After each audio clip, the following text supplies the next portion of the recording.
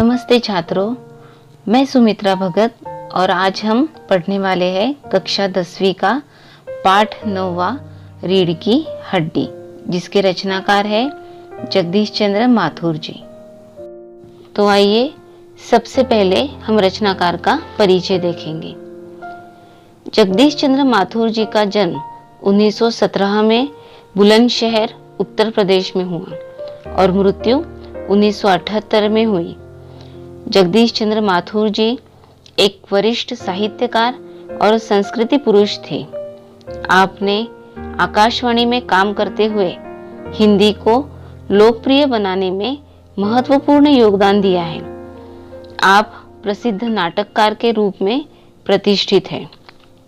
उनकी प्रमुख कृतियां हैं कोणार्क, पहला राजा, भोर का तारा, शारदिया आदि।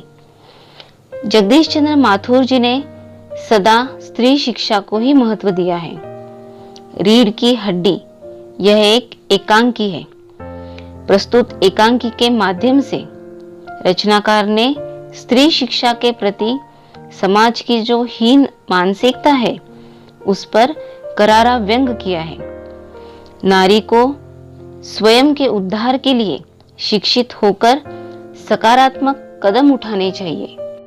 तो अब हम पाठ परिचय तथा रचनाकार के एकांकी लिखने के उद्देश्य क्या है ये देखते हैं। प्रस्तुत पाठ एकांकी है। प्रस्तुत एकांकी के माध्यम से माथुर जी ने स्त्री शिक्षा का महत्व दिखाया है। समाज के दकियानुसी मतलब प्राचीन परंपरावादी रूढ़िवादी विचारों पर प्रहार करते हुए स्त्री सम्मान को महत्व दिया है।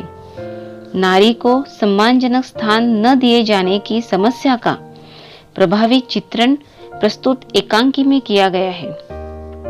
इस एकांकी को लिखने के रचनाकार के यह उद्देश्य हो सकते हैं कि समाज में नारी को कम सम्मान मिल पाने की समस्या को समाज के सामने लाना, लड़कियों के विवाह में आने वाली समस्याओं को समाज के सामने लाना और समाज के उन लोगों को बेनकाब करना जो शिक्षा के प्रति दोहरी मानसिकता रखते हैं कि लड़के तो पढ़ सकते हैं परंतु लड़कियों को पढ़ने का अधिकार नहीं है।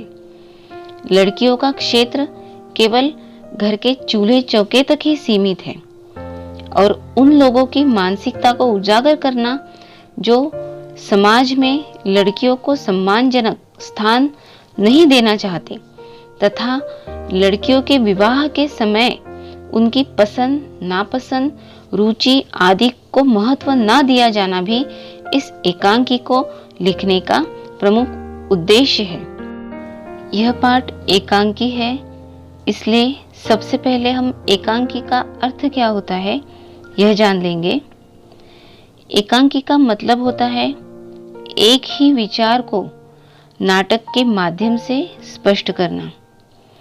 एकांकी मतलब ऐसा रूपक जो एक अंक में समाप्त हो जाए, या इसे हम छोटा नाटक भी कह सकते हैं। तो आइए इस पाठ की शीर्षक की सार्थकता को हम पहले देख लेते हैं। रीढ़ की हड्डी प्रस्तुत एकांकी में इसका अर्थ है अपने आप में स्वावलंबी होना, खुद का भार खुद उठा पाना, खुद का निर्णय खुद लेना। यही इस पाठ के शीर्षक का मतलब है। रीढ़ जो हमारे शरीर का मुख्य हिस्सा होती है और शरीर को सीधा रखने में मदद करती है। इस एकांकी में रीढ़ की हड्डी स्वाभिमान का प्रतीक है। जिस प्रकार मानव शरीर में रीढ़ की हड्डी अत्यंत महत्वपूर्ण अंग होती है और उसके अभाव में या उसके कमजोर होने पर व्यक्ति सीधा खड़ा नहीं हो सकता। व्यक्ति को सीधा खड़ा होने के लिए रीढ़ की हड्डी की मजबूती आवश्यक है। उसी तरह से समाज में नारी का रीढ़ की हड्डी जैसा महत्वपूर्ण स्थान है। समाज में नारी को उचित स्थान न मिल पाना समाज की बैकबोन को कमजोर करता है। स्त्री की उन्नति तथा समाज में नारी को स्थान दिए बिना किसी भी समाज को मजबूत नहीं कहा जा सकता।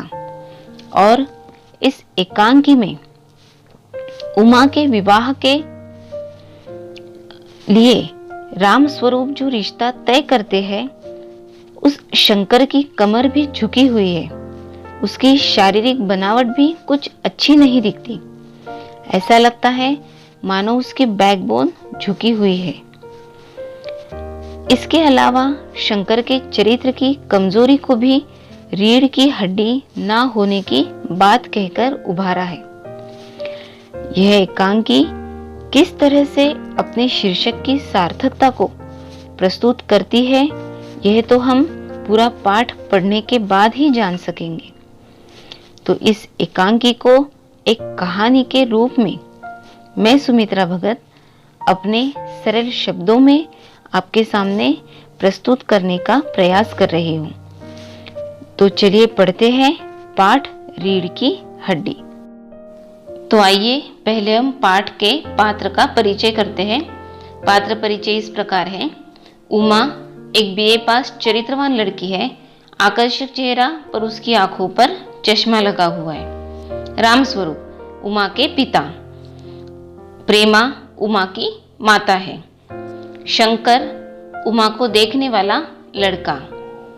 गोपाल प्रसाद शंकर के पिता जो पेशे से वकील है। और रतन जो उमा के घर का नौकर है। उमा इस कहानी की नायिका है और शंकर जो बीएससी करने के बाद मेडिकल कॉलेज का छात्र है, अपने पिता गोपाल प्रसाद के साथ उमा को देखने के लिए आता है। तो आइए कहानी शुरू करते हैं। उमा जो कि एक शिक्षित लड़की है, बीए पास है। उमा के पिता अधेड़ उम्र के हैं। उन्हें बेटी के विवाह की चिंता है। विवाह के पहले एक रस्म होती है। लड़के वाले लड़की को देखने आते हैं, तब लड़की के बारे में वे सब जानकारी प्राप्त करते हैं और अगर लड़की पसंद आती है तो विवाह तय हो जाता है और फिर विवाह की रस्में शुरू हो जाती है। तो इसी रस्म को निभाते हुए उमा को देखने आने वाले थे गोपाल प्रसाद और उनके बेटे शंकर।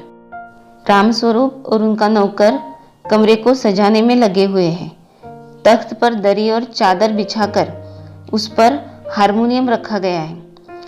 नाश्ता आदि भी तैयार किया गया है। इतने में वहां प्रेमा आती है और कहती है, तुम्हारी बेटी तो मुंह फुलाए बैठी हुई है। तभी रामस्वरूप कहते हैं कि उसकी माँ किस मर्ज की दवा है। उन्हें सिर्फ घर का काम एवं सिलाई का काम, पेंटिंग, वाद्य बजाना और गाना गाना आने वाली बहू चाहिए। आखिर उसे घर ही तो संभालना है। इस तरह के विचार लड़के वालों के हैं। उमा को कह देना कि जरा करीने से पेश आए, क्योंकि लड़के वाले पढ़े लिखे हैं, वकील है, सभा सोसाइटी में जाते हैं, मगर वे लोग लड़की ज्यादा पढ़ी लिखी नहीं चाहते। जैसे तैसे वे लोग मान गए हैं। अब तुम्हारी बेवकूफ़ी से सारी मेहनत बेकार चली जाए तो मुझे दोष मत देना। तब प्रेमा कहती है, तुमने ही तो उसे पढ़ा लिखा कर सिर चढ़ा लिया है। मैंने तो पाउडर वाउडर उसके सामने लाकर रखा है, पर वह इन सब चीज़ों से नफरत करती है। रामस्वरूप कहते हैं, न जाने इसका दिमाग कैसा है।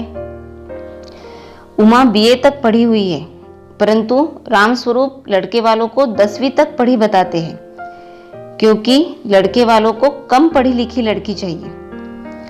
नाश्ते में टोस्ट रखने के लिए मक्खन नहीं था, इसलिए रामस्वरूप ने नौकर रतन को मक्खन लाने के लिए भेजा है।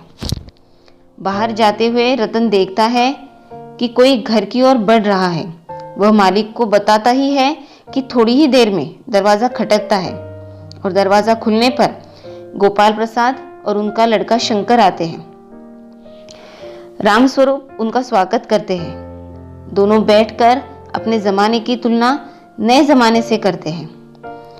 अपनी आवाज और तरीके को बदलते हुए गोपाल प्रसाद कहते हैं, अच्छा तो साहब, बिजनेस की बातचीत की जाए। वे शादी विवाह को बिजनेस मानते हैं। रामस्वरूप उमा को बुलाने के लिए जाते हैं। तभी पीछे से गोपाल प्रसाद अपने बेटे शंकर से कहते हैं, आदमी तो भला है, मकान से हैसियत भी बुरी नहीं लगती है, पर यह तो पता चले कि लड़की कैसी है। वे अपने बेटे को झुककर बैठने पर डांटते हैं। रामस्वरूप दोनों को नाश्ता कराते हैं और इधर उधर की बातें भी करने लगते हैं। गोपाल प्रसाद लड़की की सुंदरता के बारे में पूछते हैं तो रामस्वरूप कहते हैं, वह तो आप खुद ही देख लीजिएगा।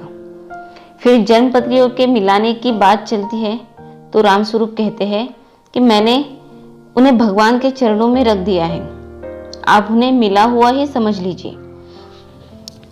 बातचीत के साथ ही गोपाल प्रसाद लड़की की पढ़ाई लिखाई के बारे में भी पूछना चाहते हैं। वे कहते हैं कि हमें